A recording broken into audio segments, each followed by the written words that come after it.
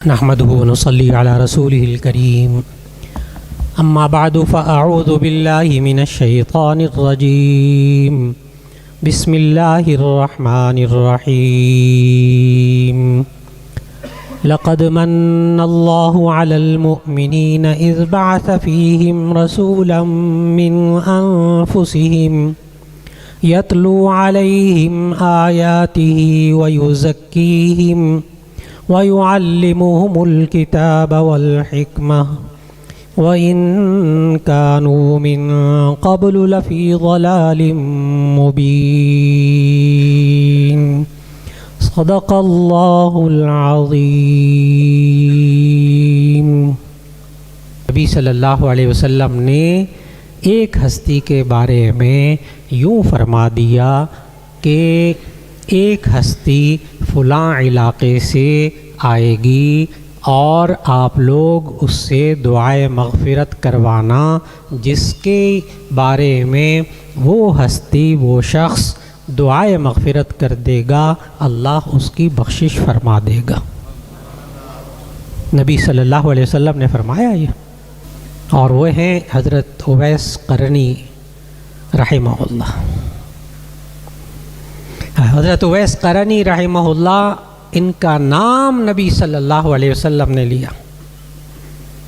صحیح مسلم میں حدیث موجود، حضرت علامہ صاحب نے اس دن وہ حدیث سنائی اور فرمایا کہ نبی صلی اللہ علیہ وسلم نے ارشاد فرمایا کہ اویس نامی ایک شخص آئے گا، یمن کے علاقے سے آئے گا،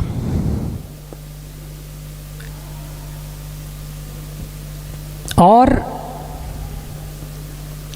اس وقت وہ یمن میں رکا ہوا ہے، اسے میرے بارے میں سب کچھ معلوم، اللہ کے نبی کے بارے میں معلوم، لیکن اس کی ماں بہت بوڑھی ہے۔ یہ بھی بات نبی صلی اللہ علیہ وسلم نے بتائی صحیح مسلم کی حدیث میں۔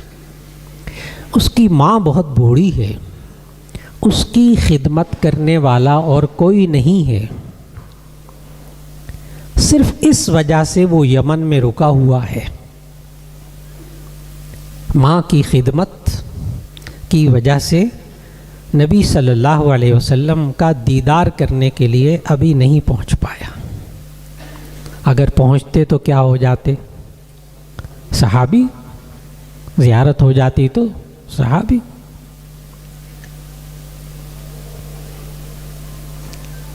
لیکن صحیح مسلم کی روایت میں جو الفاظ موجود وہ یہ ہے کہ خیر التابعین آئے گا،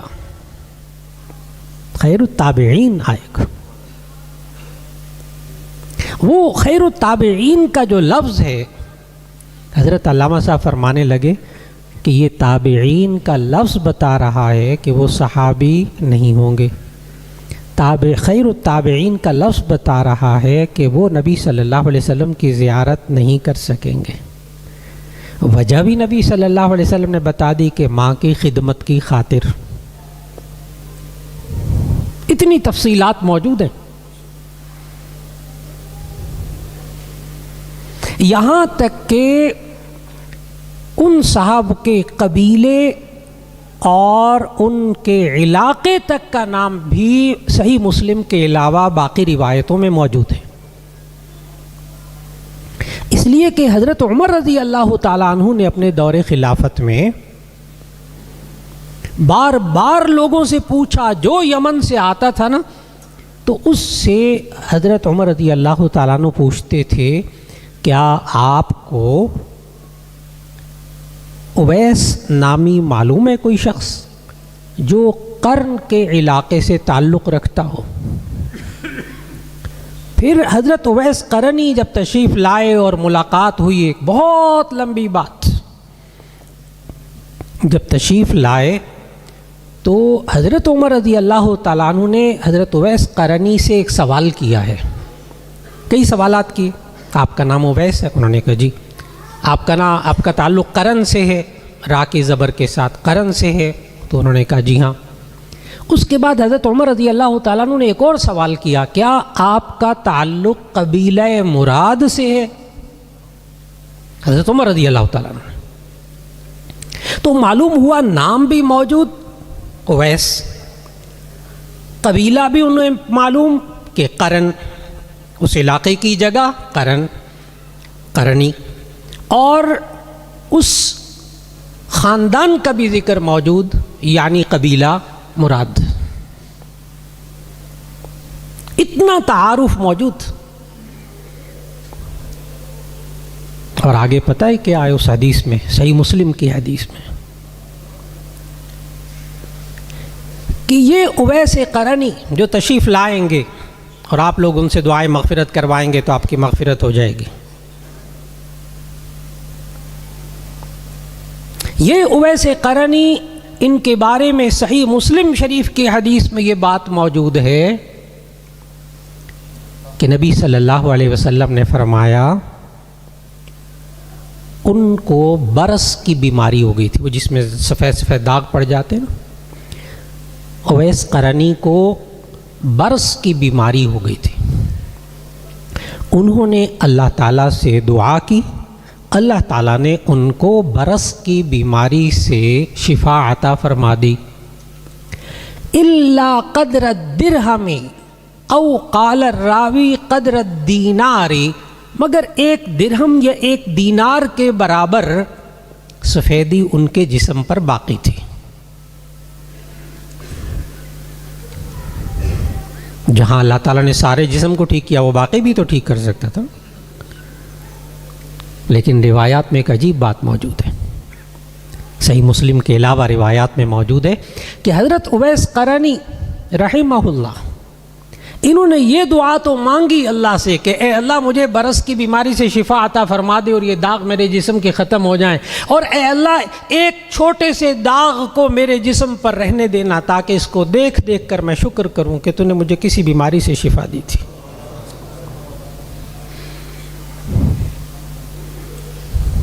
یہ ایک درہم کے برابر ذرا نشان باقی رہنے دینا میرے بدن پر، تاکہ جب دیکھوں، کیونکہ یہ انسان جب ٹھیک ہو جاتا ہے نا، پہلے تو جب بڑا بیمار ہوتا ہے تو بڑا اللہ کو یاد کرتا ہے، لیکن جب ٹھیک ہو جاتا ہے بالکل بیماری کا نشان بھی نہیں رہتا،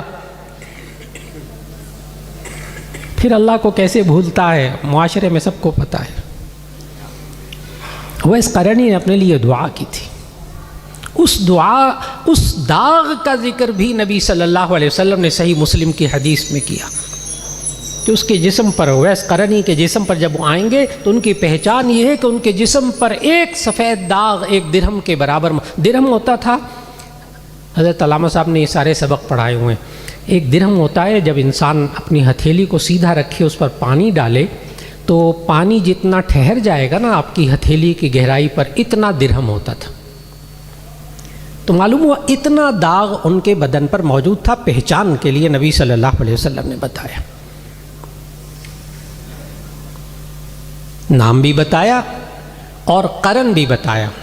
اس میں علامہ صاحب دامت برکاتہم تصحیح بھی فرماتے ہیں، وہ کہتے ہیں را کے زبر کے ساتھ اس کو پڑھا کرو، قرانی.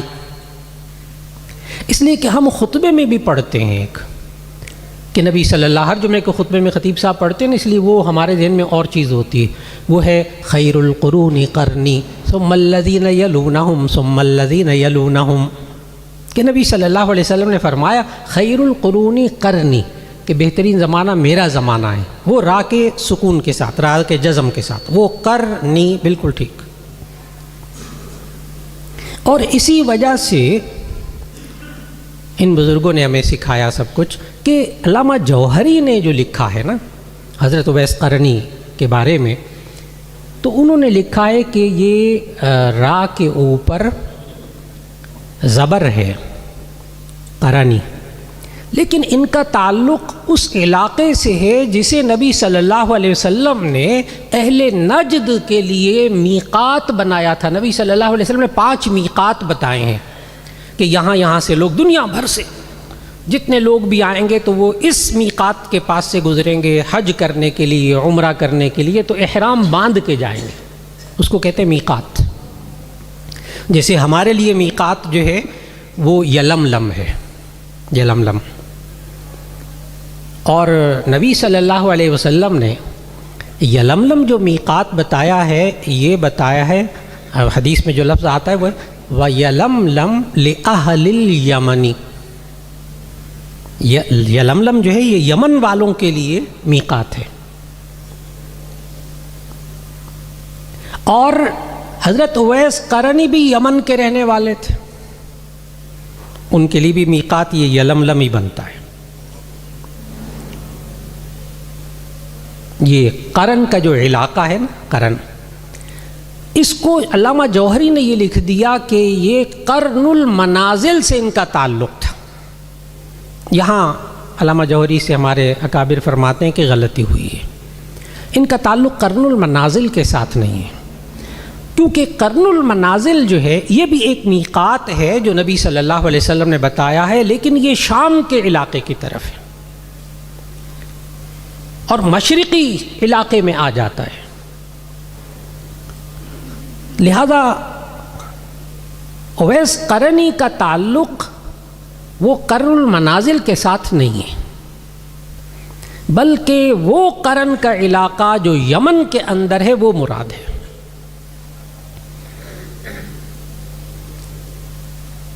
اور اصحاب لغت یہ لکھتے ہیں کہ یہ یمن اللہ تعالیٰ وہاں کے لوگوں کو حفاظت ان کی فرمائے اور ان کو ہدایت بھی عطا فرمائے رکھے.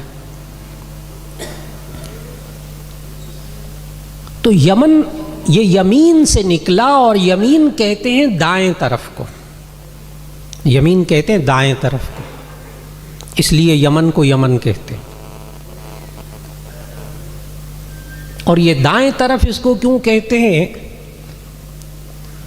مورخین نے بڑی عجیب بات لکھی کہ یہ خانہ کعبہ کے دائیں طرف ہے، اس لیے یمن کو یمن کہتے ہیں.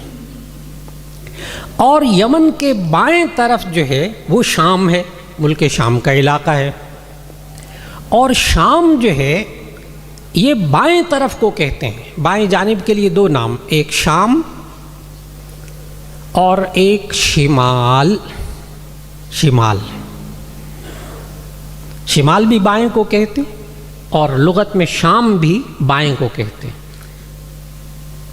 اور یمن دائیں طرف کو، اس لیے یہ اویس قرنی یمنی یا یمانی کہلاتے ہیں. اور اس کو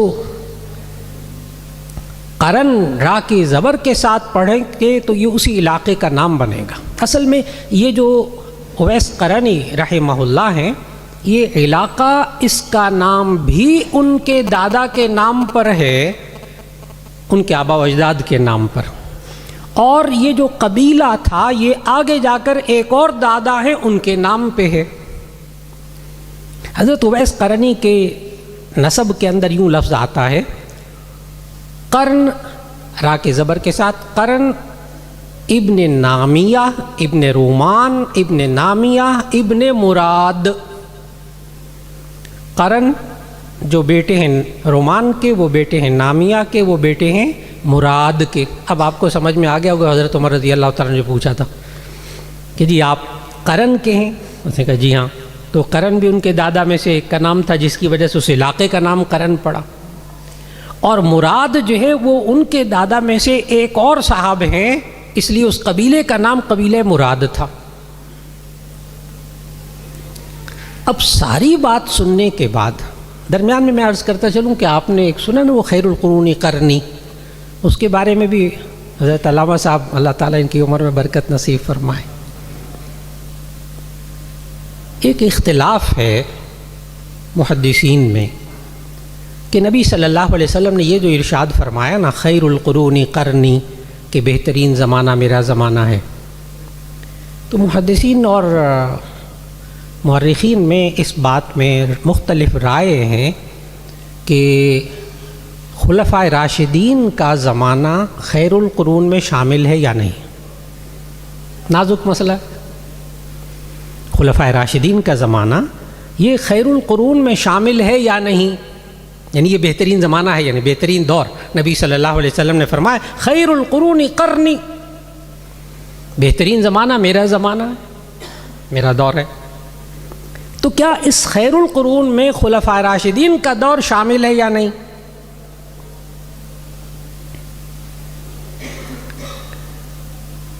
چنانچہ حضرت مولانا اشرف علی صاحب تھانوی رحمۃ اللہ علیہ، اللہ ہمارے بزرگوں کو جزائے خیر عطا فرمائے، حضرت مولانا اشرف علی تھانوی صاحب رحمۃ اللہ علیہ نے فرمایا کہ خیر القرون کے اندر خلفائے راشدین کا زمانہ شامل ہے۔ خلفائے راشدین کا دور خیر القرون میں شامل ہے، اور پھر یہی بات حضرت مولانا ادریس کاندھلوی رحمہ اللہ نے بھی لکھی۔ حضرت مولانا اشرف علی صاحب تھانوی رحمۃ اللہ علیہ نے دلیل کیا دی؟ چونکہ اویس قرنی کا ذکر ہو رہا ہے نا، تو اس میں یہ بھی ذکر ہو جائے ذرا۔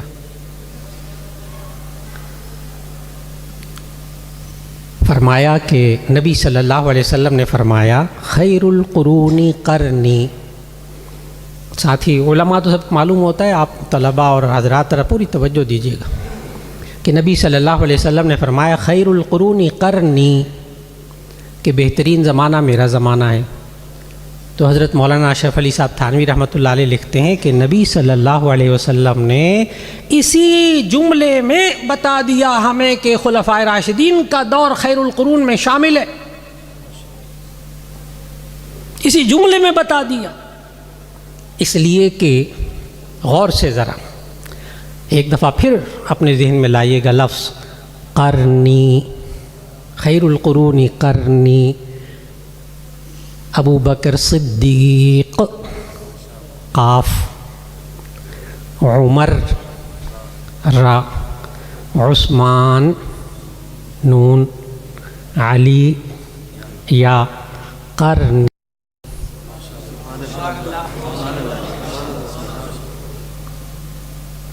خلفائے راشدین کی ترتیب تک بتا دی تھی نبی صلی اللہ علیہ وسلم، ترتیب میں اختلاف نہ رکھیے گا۔ پہلے خلیفہ حضرت ابو بکر صدیق رضی اللہ تعالیٰ عنہ، دوسرے حضرت عمر رضی اللہ تعالیٰ عنہ، تیسرے حضرت عثمان غنی عثمان رضی اللہ تعالیٰ عنہ، اور چوتھے حضرت علی رضی اللہ تعالیٰ عنہ۔ تو خیر القرون قرنی، اویس بھی قرنی، چاروں لفظ اس میں آ گئے، چاروں لفظ اس میں آ گئے۔ جو اویس قرنی ہیں وہ خلفائے راشدین کے دور میں آئیں گے سامنے۔ اویس قرنی، اس قرنی سے آپ ایک یہ بات بھی سمجھیں گے کہ یہ خلفائے راشدین کے دور میں آئیں گے۔ نبی صلی اللہ علیہ وسلم کے سامنے نہیں آ سکیں گے۔ دیکھیے نبی صلی اللہ علیہ وسلم نے یہ نہیں کہا کہ وہ مجھے دیکھ نہیں سکیں گے، میری زیارت نہیں کریں گے، یہ تو بہت عجیب بات ہو جاتی ہے نا۔ کیا فرمایا؟ وہ جو صاحب اویس قرنی آئیں گے وہ خیر التابعین ہوں گے، وہ خیر التابعین ہوں گے۔ اور تابعی کس کو کہتے ہیں؟ کہ جس نے نبی صلی اللہ علیہ وسلم کی زیارت، نبی صلی اللہ علیہ وسلم کی زیارت نہ کی ہو، اپنی آنکھوں سے ملاقات نہ ہوئی ہو، وہ صحابی نہیں ہوں گے، وہ تابعی ہوں گے، کیونکہ انہوں نے صحابہ کی زیارت کی ہوگی، وہ تابعین ہوں گے انشاءاللہ۔ اور پھر نبی صلی اللہ علیہ وسلم نے یہ جو فرما دیا کہ آپ ان سے دعائے مغفرت کروائیں، ان کے انشاءاللہ آپ کی مغفرت ہو جائے گی۔ وہ الفاظ پتہ کیا ہیں؟ صحیح مسلم کے الفاظ ہیں فَمُرُوهُ فَلْيَسْتَغْفِرْ لَهُمْ، تم ان سے دعائے مغفرت کروانا اپنی۔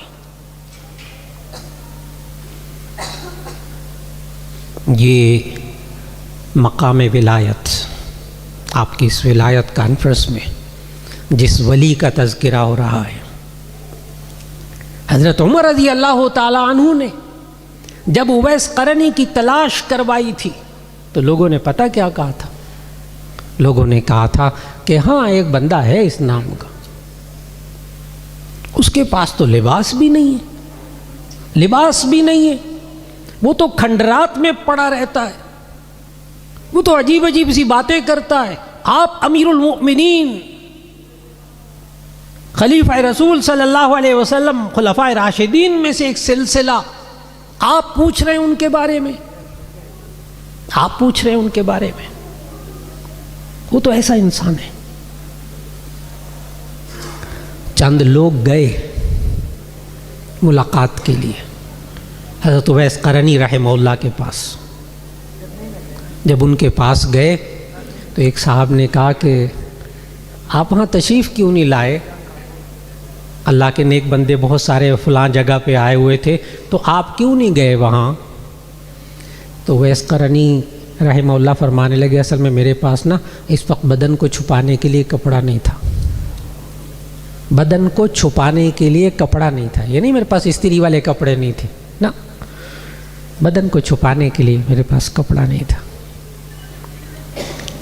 تو ایک صاحب نے اپنی چادر دے دی، کہا یہ لیں آپ چادر، یہ بھی کوئی مسئلہ ہے، آپ چادر لے لیں. ان صاحب نے چادر دے دی. حضرت اویس قرنی وہ چادر پہن کے ان کے ساتھ بزرگوں کی مجلس کی طرف چلنے لگے. جب چلنے لگے تو راستے میں ایک بندے نے آواز کسی، اویس کہاں سے ہاتھ مارا ہے؟ بڑی شاندار چادر لی ہے. پتہ ہے نا سب کو یہ کرتا ہے نہیں، واحد نہیں، کچھ نہیں اس کے پاس، نہ پیسہ نہ مال نہ دولت.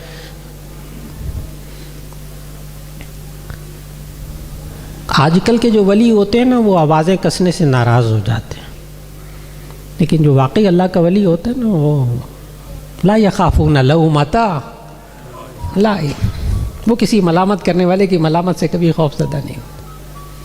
اویس قرنی نے انہی ساتھیوں کو کہا دیکھا اس لیے نہیں میں چادر پہن کر باہر آ رہا تھا، مجھے پتا تھا کہ یہ سوال اٹھانے ہوں گے لوگ.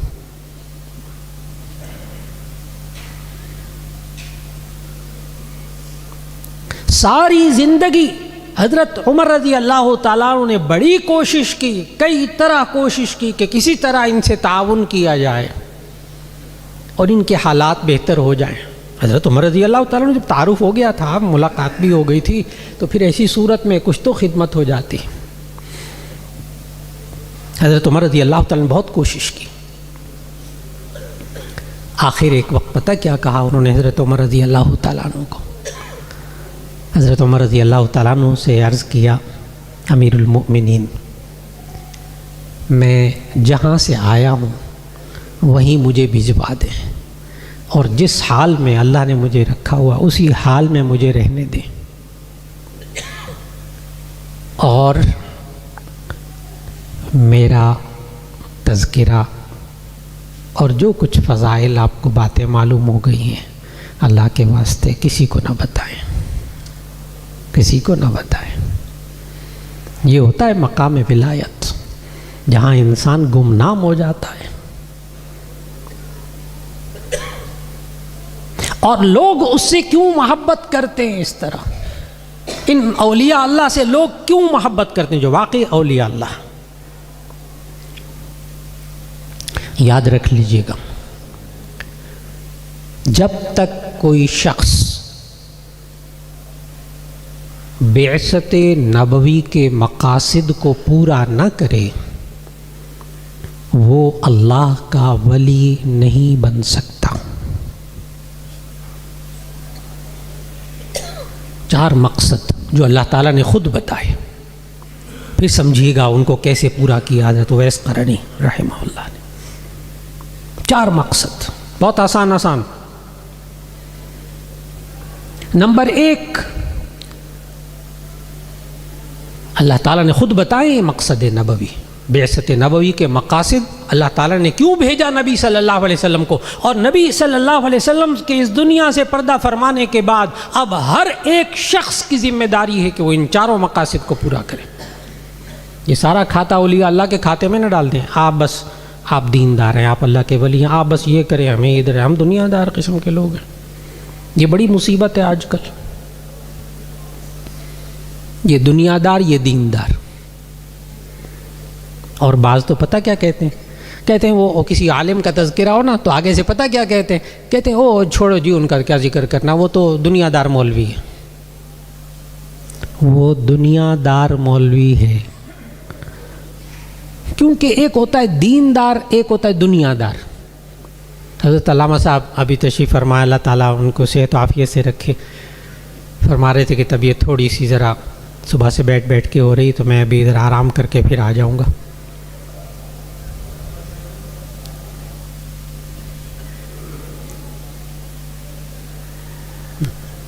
یہ حضرات ہمیں بتاتے ہیں کہ دیندار اور دنیا دار کی جو تقسیم ہے یہ عیسائیوں نے کی ہے، یہ مسلمانوں کی تقسیم نہیں ہے۔ یہ دیندار، یہ دنیا دار۔ دیندار ویٹیکن سٹی میں جائے گا، سارے مولوی انہوں نے جتنے ہیں نا عیسائیوں کے، سب کو جناب ایک علاقے میں بڑی سہولتیں دے کے وہاں پہنچا دیا ہے، اور باقی ہم باہر رہ کر دنیا دار خوب کمائیں گے، اور اتوار کو آ کے آپ کو چندہ دے دیں گے، پھر آپ چپ کر کے ہمارے لیے دعائیں کریں بس۔ یاد رکھ لیجئے گا، ایک مسلمان 100% دنیا دار ہو، دنیا دار کے بعد دنیا رکھنے والا نا، 100% دنیا دار ہو اور 100% دیندار ہو، یہ ممکن ہے۔ قرآن مجید میں دیندار دنیا دار کی تقسیم نہیں ہے، قرآن حکیم میں تقسیم ہے ایمان کی اور کفر کی۔ فمن شاء فلیؤمن ومن شاء فلیکفر۔ یہ آج جو تقسیم نکل آئی ہے، اس کی وجہ سے لوگوں نے سمجھا کہ دنیا دار جو ہوتا ہے وہ کامیاب ہوتا ہے یا دیندار کامیاب ہوتا ہے۔ یاد رکھ لیجئے گا، اویس قرنی جو ہیں وہ دنیا سے بہت دور رہ کر ایسے انسان تھے کہ جن کے پاس لوگ جاتے تھے اور وہ دعائے مغفرت کرتے تھے اور لوگوں کی مغفرت ہو جاتی تھی۔ اویس قرنی ایک بات پر عمل کرتے تھے، آج اگر کوئی دیندار بھی اس پر عمل نہ کرتا ہو تو لوگوں کے دلوں میں اس کی عزت نہیں ہوگی۔ آج ہر دیندار یہ چاہتا ہے کہ اللہ بھی مجھ سے محبت کرے، لوگ بھی مجھ سے محبت کریں، ہر ایک چاہتا ہے، ہر ایک کی آرزو ہے لوگ مجھ سے آج بس اوقات ہمارے ساتھی بھی پوچھتے ہیں، ہمارے علماء ساتھی پوچھتے ہیں، لوگ ہم سے محبت کیوں نہیں کرتے؟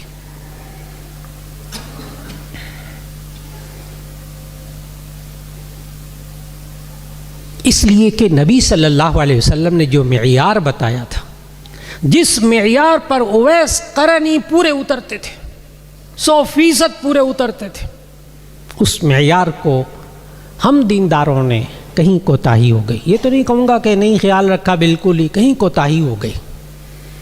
نبی صلی اللہ علیہ وسلم نے یہ نسخہ بتایا تھا کہ لوگ آپ سے کیسے محبت کریں اور اللہ آپ سے کیسے محبت کرے۔ نبی صلی اللہ علیہ وسلم نے فرمایا، ازہد فی الدنیا یحبک اللہ وازہد فی ما عند الناس یحبک الناس، او کما قال علیہ الصلوۃ والسلام۔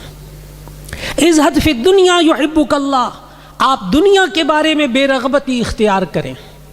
ازہد فی الدنیا، آپ دنیا کے بارے میں بے رغبتی اختیار کریں، یحبک اللہ، اللہ آپ سے محبت کرے گا۔ وازہد فی ما عند الناس یحبک الناس، اور لوگوں کے پاس جو مال و دولت ہے اس کے بارے میں آپ بے رغبتی اختیار کریں، لوگ آپ سے محبت کریں گے۔ اور اگر کسی دیندار کی نظر دنیا دار کی جیب پر ہوگی تو وہ کبھی اس کی عزت نہیں کرے گا۔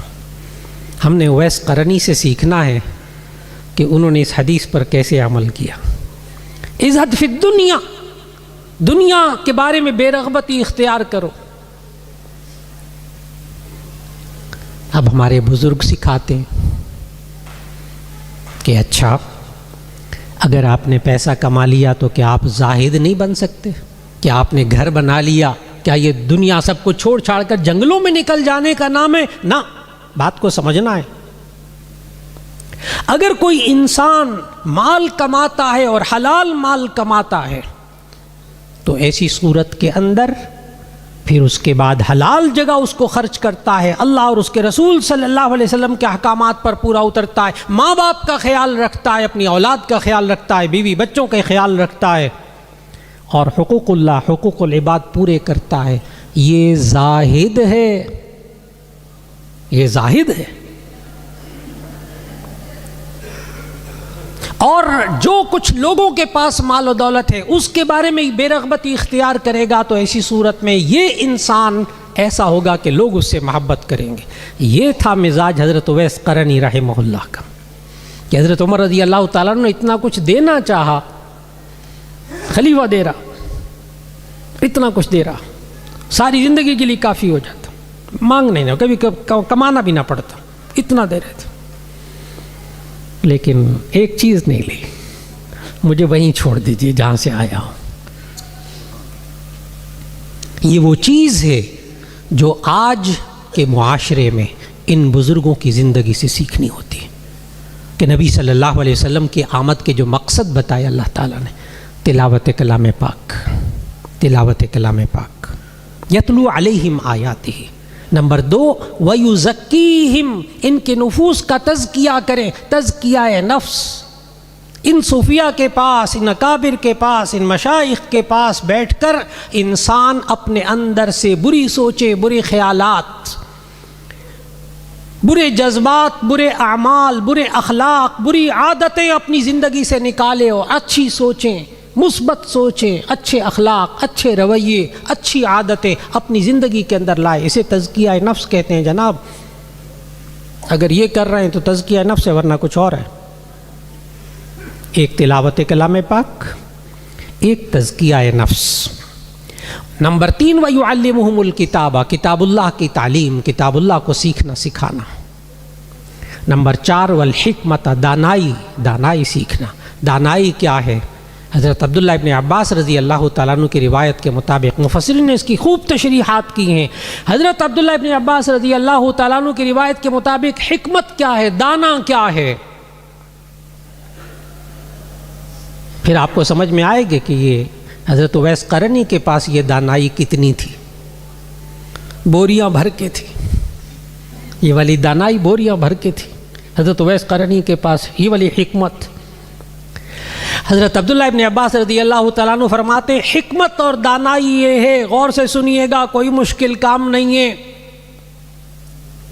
فرمایا کہ حکمت اور دانائی یہ ہے، جو کہ چوتھا اور آخری مقصد ہے نبی صلی اللہ علیہ وسلم کے تشریف لانے کا، کہ حکمت اور دانائی یہ ہے کہ انسان اللہ کے حلال کردہ چیز کو حلال سمجھے، اللہ کی حرام کردہ چیز کو حرام سمجھے۔ دانائی ختم ہو گئی، بات مکمل ہو گئی۔ یہ انسان اپنی زندگی میں رہتے ہوئے حلال کو حلال سمجھے، حرام کو حرام سمجھے، یہ ہے دانائی۔ بڑی ڈگریاں لے لی، بڑا پیسہ آ گیا، سب کچھ آ گیا، لوگ کہتے ہیں بڑا عقل مند، بڑا سمجھدار۔ سوال یہ کہ حلال کو حلال سمجھتا ہے کہ نہیں، حرام کو حرام سمجھتا ہے کہ نہیں؟ اگر یہ سمجھتا ہے تو پھر یہ معاشرے کا دانا انسان ہے اللہ کے نزدیک۔ یہ ہے وہ بزرگ حضرت اویس قرنی رحمہ اللہ۔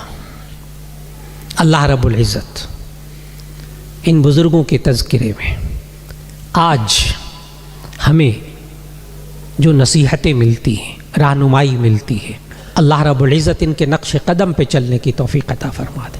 پھر آپ ذہن میں لائیے گا کہ کیا مقام ہوگا کہ جن کی آمد کے بارے میں نبی صلی اللہ علیہ وسلم نے پہلے سے بتا دیا ہے۔ اور حضرت علامہ صاحب دامت برکاتہم نے جب حضرت اویس قرنی کا ذکر کیا، پتہ ہے علامہ صاحب کیا فرمانے لگے، اس سے تو یہ معلوم ہوا، آپ کے ذہن میں بھی بات آئی ہوگی، اس سے تو یہ معلوم ہوا کہ نبی صلی اللہ علیہ وسلم کو علم غیب تھا، علم غیب تھا۔ دیکھو نا، اویس قرنی وہ آئیں گے بعد میں، میرے ابھی نہیں آئیں گے، اور ان کے یہ داغ بھی ہے جسم پر، اور یہ بھی ہے فلاں بھی، ساری علامات۔ تو اس کا جواب بھی پھر علامہ صاحب نے سمجھایا، کہنے لگے کہ نبی صلی اللہ علیہ وسلم کے بارے میں اللہ تعالیٰ نے قرآن مجید میں کہا ہے تِلْكَ مِنْ أَنْبَاءِ الْغَيْبِ نُوحِيهِ إِلَيْكَ، یہ غیب کی خبریں ہیں جو ہم آپ کو بتاتے ہیں۔ تو نبی صلی اللہ علیہ وسلم کو اللہ تعالیٰ نے غیب کی خبریں بتائی ہیں، غیب کی خبریں بتائی ہیں۔ نبی صلی اللہ علیہ وسلم کو غیب کی خبروں کا علم تھا جو اللہ تعالیٰ نے بتائی ہیں، غیب کا علم نہیں تھا۔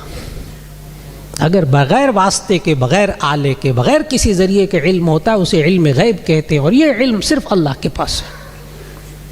لہذا ویسے قرنی کے بارے میں جو معلومات نبی صلی اللہ علیہ وسلم نے پہلے سے دے دی، یہ بھی اللہ تعالیٰ نے بتائی ہوئی تھی۔ اور پھر اہمیت اپنے ذہن میں رکھیے گا، یہ وہ ہستی ہیں جن کے آنے کے بارے میں خود نبی صلی اللہ علیہ وسلم نے بتایا۔ وآخر دعوانا ان الحمد للہ رب العالمین۔